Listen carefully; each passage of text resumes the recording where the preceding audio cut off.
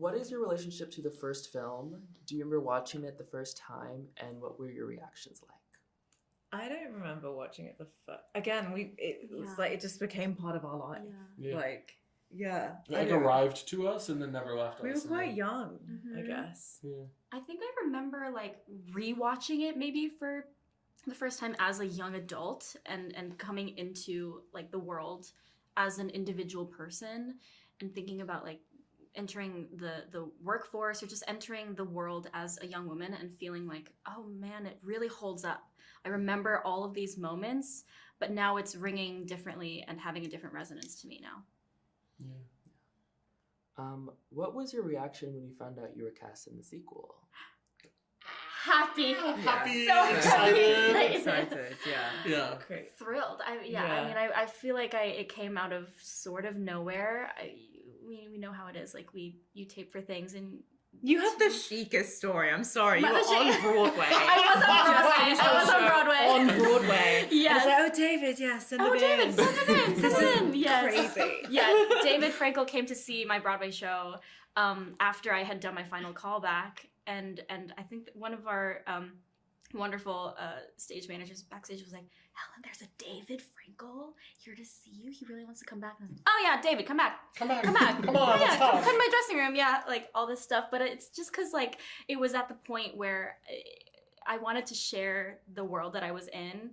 And I was so happy I had such a wonderful callback experience with him. And he made it so painless and was such a grounding and normal guy that I was like, oh yeah, that's my friend. That's my friend. And then he has made such a beautiful world.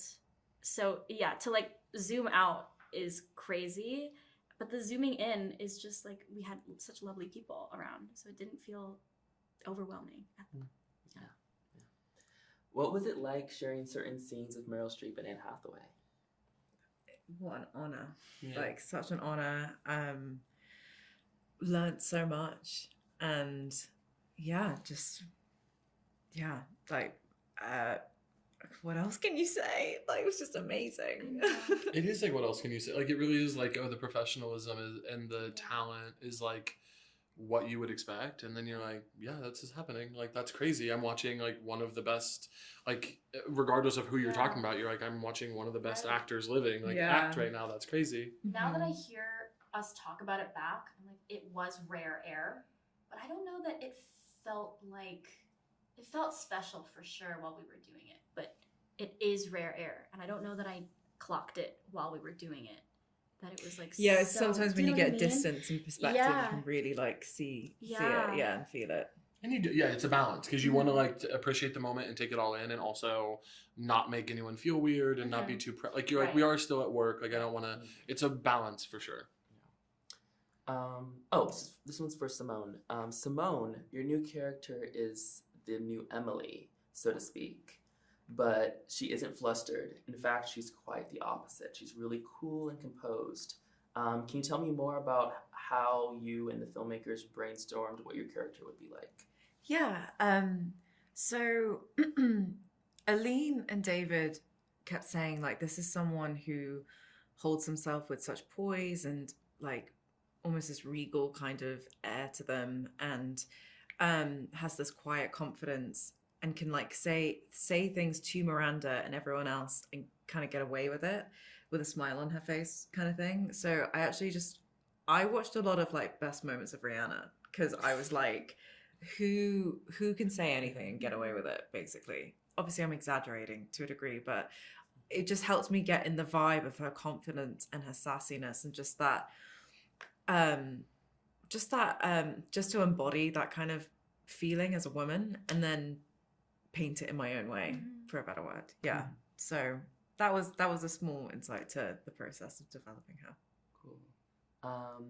Helen, you were performing in Broadway in the Broadway musical Maybe Happy Ending. At the same time, you were filming the scenes from this movie.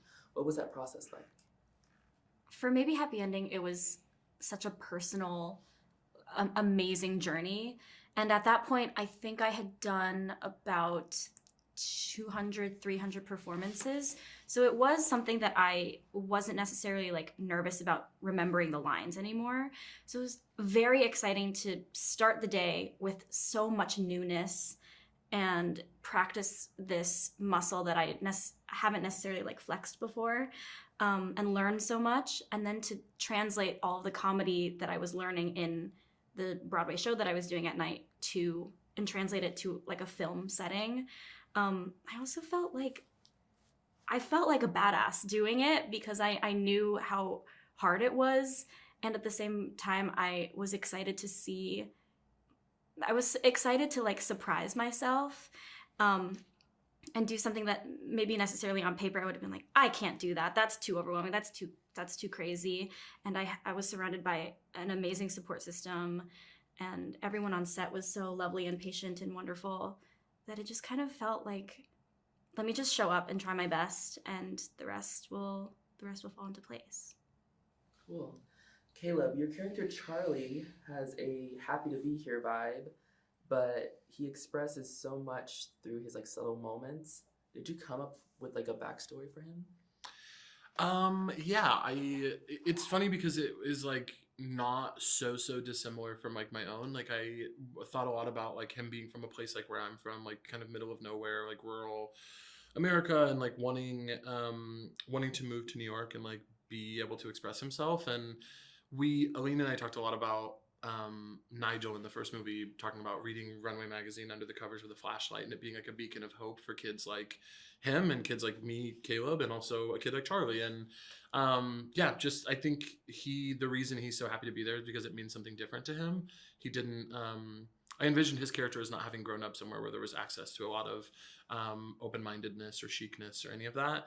So yeah, that was some of the stuff that I was like thinking through with Charlie and why he would be so happy and like elated to be chained to his chair at his desk and having this hard job that was so hard for Andy, and like that Emily had so much anxiety in the original, why his perspective would be more aligned with like Nigel's feelings about it. Yeah. Molly Rogers, your incredible costume designer, said she wanted to put everyone in timeless clothes that made them look and feel their best. What was it like collaborating with Molly, and do you have a favorite look from the film?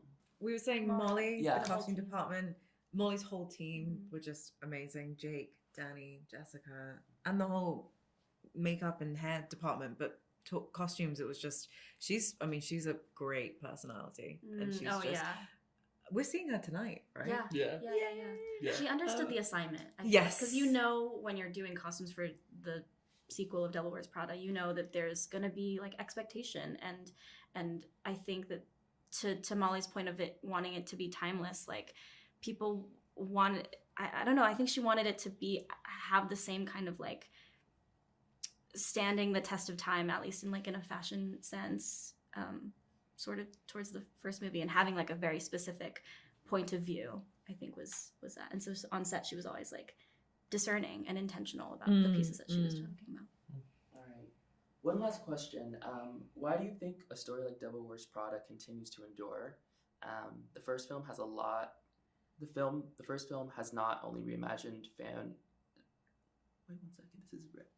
The first film has not only remained a fan favorite, but it continues to grow with like a new generation. Why do you think that is? I think it's such a satisfying movie to watch, to see Andy Sachs come in and she's overwhelmed and out of her depth in this hyper-real fashion world with these hyper-real characters, and she's in New York, and then she rises to it and overtakes Miranda and has the makeover, and it's just so satisfying to watch. And I think it's a universal story that is timeless, right? So anyone from any generation watching it is rooting for her. Yeah. And in rewatches, I feel differently about her journey. Yeah, you were saying so I think that the older you get, whenever it arrives in your life, I think there's something to glean from it. Even like Miranda's journey with her husband and her kids, and like being a mother and trying to balance family and work. Like that's pretty universal theme. So I think it reaches a lot of different kinds of lived experiences. I think the original and the new film all tap into a number of cultural obsessions that we have. We're obsessed with New York, being young in New York. We're obsessed with power and money and looks and who gets to be near all of that. But I think really when I think about it, and what I got so excited about reading this script was that the thing that I love the most about the first film is that it's truly character driven. And if I showed, you know, if you showed somebody 15 lines from the movie and you said, which character do you think said this? You could get it with almost 100% certainty, which is the same about great sitcoms and about great plays. Like, could you tell if there was no name and no delivery, like who said each line? And Aline's brilliance as a writer, that's what it is. And the second one maintains that as well. It has that character driven like brilliance in the writing. And then her and David collaborating, like the way he directed both of these films is just like, yeah, they were meant to make these movies together, I think. Yeah.